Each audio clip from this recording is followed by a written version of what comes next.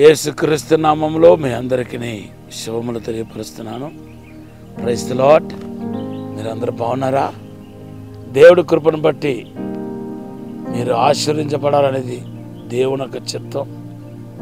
నిశ్చయంగా ఆశీర్వదించబడతారు. ఎక్కడైతే మీరు అవమాన నిందలు భరించారో, అనేక ఒత్తిడి ఎదుర్కొన్నారో, అదే స్థలంలో దేవుడు మిమ్మలను ఉన్నతంగా ఆశీర్వదించబోతున్నాడు.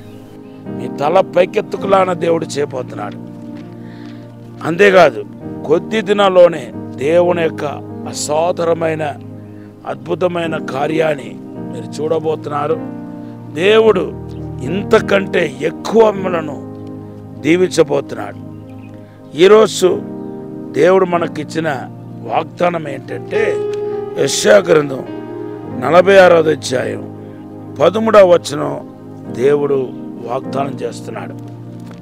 అయితే దేవుని బిడ్డలారా, నోవాహుకు దేవుడు చూపించిన ఆ స్పెషల్ గ్రేస్, వాటి గురించి మరి ఒక సందేశాన్ని నేను మీకు ఇవ్వాలి చెప్పి ఆశపడుతున్నాను. ఈ నోవాహుకు చూపించిన ఆ యొక్క ఫేవర్, ఆ గ్రేస్ ఎన్ని వందల మందిలో కనపడిందో ఆ దినాల్లో మీరు చెప్పగలుగుతారా? ఏ ఒక్కరిలోనూ కనపడలేదు. కేవలం నోవాహులో మాత్రమే కనపడింది. దేవుని బిడ్డలారా, ఇలాగ నోవాహులు మాత్రమే కనపడుతున్న ఈ అనుభవాన్ని మన పరిశుద్ధ గ్రంథంలో అనేక చోట్ల మనకు వేరొక రూపంలో కనపడుతుంది. నిర్గమకాండ 12వ అధ్యాయం 1 నుండి 4 వచనాలు చదివితే, ఐగుప్తులో ఉన్న ఇశ్రాయేలు ప్రజల ఇంటిలో మాత్రమే ఆ గొర్రె పిల్ల ఒక రక్తం ఇంటి యొక్క ముఖద్వారం దగ్గర కనపడింది. కేవలం వాళ్ళ ఇంట్లో ఇళ్లలో మాత్రమే కనపడింది. ఆ గొర్రె పిల్లను వధించిన శబ్దం కూడా వాళ్ళ ఇంట్లో మాత్రమే కనపడింది. పొరుగు వాళ్ళ ఇంట్లో కనపడలేదు. అందుకొరగా సంహారపు దూత ఆ ఇళ్లలో ప్రవేశించి ఆ ప్రతి తొలిచూరు బిడ్డను చంపినట్టుగా మనం చూస్తున్నాం. ఇప్పుడు ఎవరు కృప పొందారు చెప్పండి? ఐగుప్తులో ఉన్న ఇశ్రాయేలు ప్రజలు కృప పొందారా? ఐగుప్తులు కృప పొందారా? ఇశ్రాయేలు ప్రజలు మాత్రమే కృప పొందారు. అందుకొరకే సంహారపు దూత నుండి తప్పించబడ్డారు.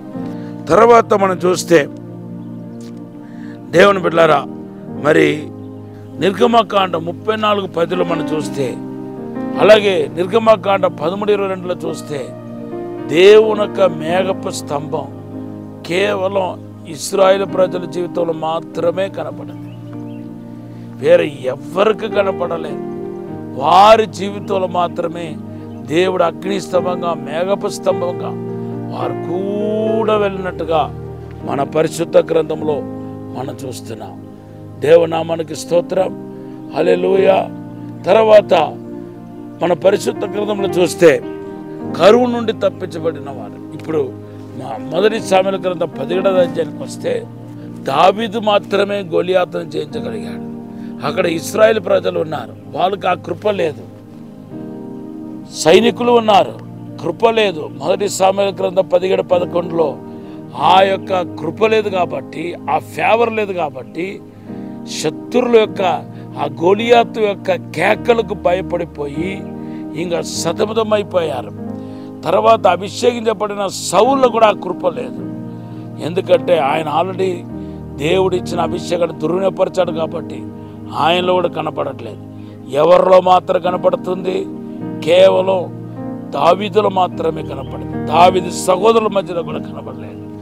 ఈరోజు మీలో ఉన్న కృప ఒక ముద్రగా, మిమ్మల్ని మాత్రం ప్రత్యేకించిన పరిశుద్ధాత్మ ఒక ముద్రగా, మిమ్మల్ని మాత్రం వేరు చేసి చూపించే, వ్యత్యాసాన్ని చూపించే ఒక అభిషేకముగా, మిమ్మల్ని మాత్రం పోషించగలిగిన ఒక పోషణగా దేవుడు మీకు ప్రత్యక్షం కాబోతున్నాడు.